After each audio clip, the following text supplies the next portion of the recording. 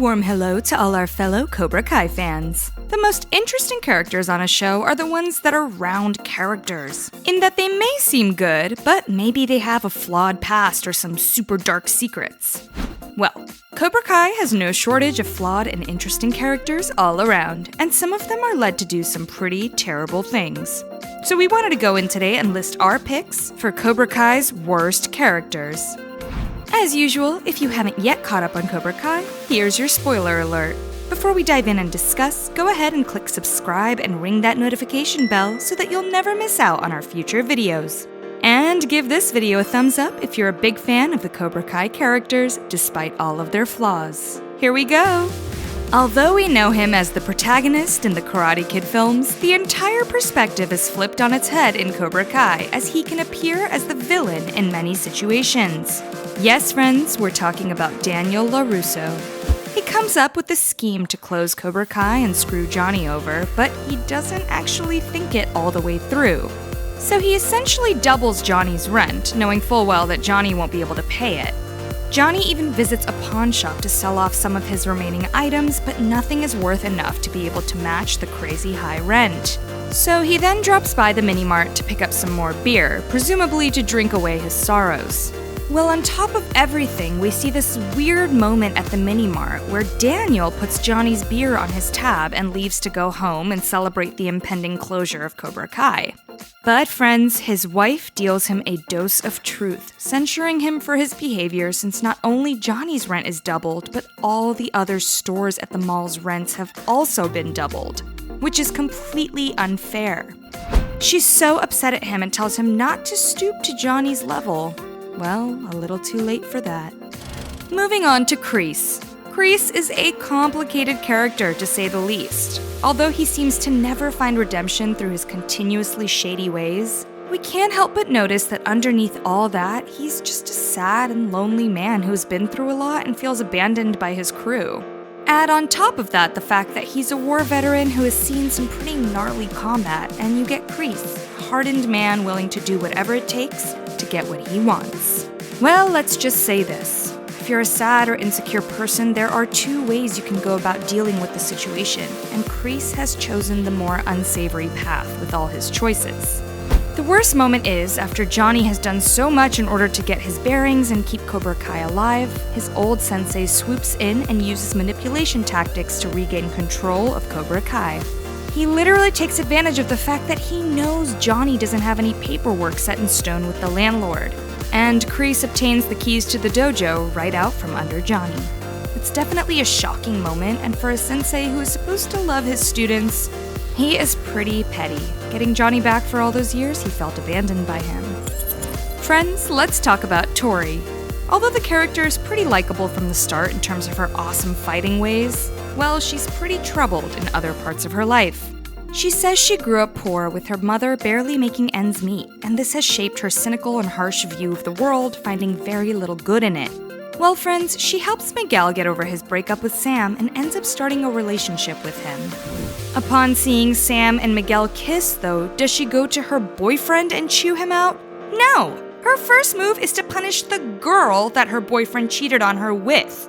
Okay, we know she doesn't like Sam, but seriously, how petty and insecure do you have to be to go after the other girl, as opposed to holding your boyfriend accountable for his actions? I mean, okay, yeah, she kicks him. Huge yikes. But the threatening and the fighting with Sam, well, it kind of made Tori look unlikable in our eyes.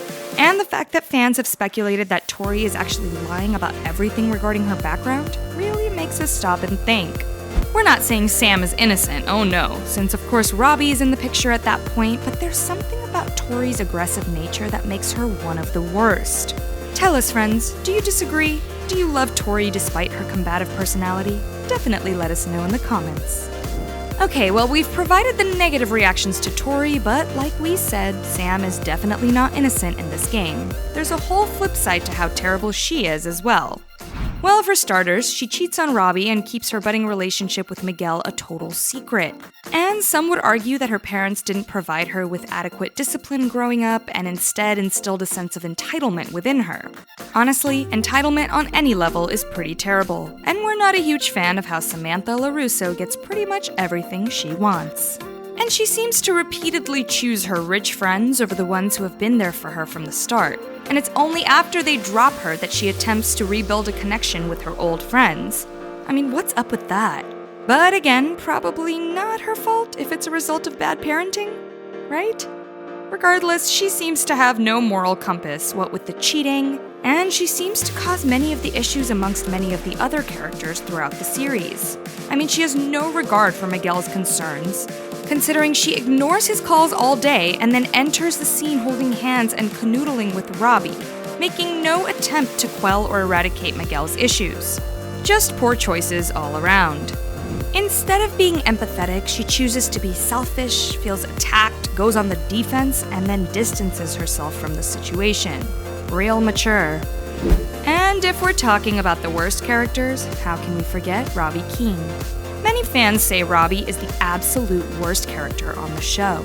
He has botched relationships all around, and despite Daniel stepping up and being like a father to him, Robbie is responsible for further fueling the fire between Miyagi-Do and Cobra Kai. Daniel and Johnny could have probably forgiven and forgotten, but Robbie continues the rivalry for selfish reasons. And again, despite having Daniel as a positive father figure in his life, he lies, does drugs, steals, manipulates, and lies to Sam because he's insecure and jealous, and exhibits all kinds of wayward behavior. Even though he eventually tries to prove himself by getting a job and earning his own way, his intentions are still pretty off, considering he faked his resume to get there. He has repeatedly lied, mostly in regards to Miguel, when he skews Miguel's good intentions in returning the Medal of Honor. And of course, how can we forget the moment when Miguel chooses to spare Robbie's life when he chooses mercy? And Robbie uses that exact moment to take advantage and attack Miguel, almost murdering him. This easily puts Robbie Keane at the top of the list of worst characters on the show. Robbie, what did you do?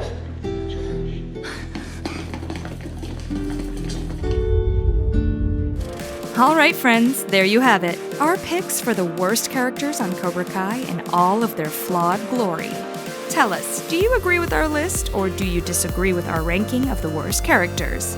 And what are some other characters you think are the worst that we didn't include here? Leave us a comment below. As usual, be sure to like, subscribe, and ring that notification bell as we bring you more juicy info, gossip, and speculation about the shows and stars you know and love. Until next time!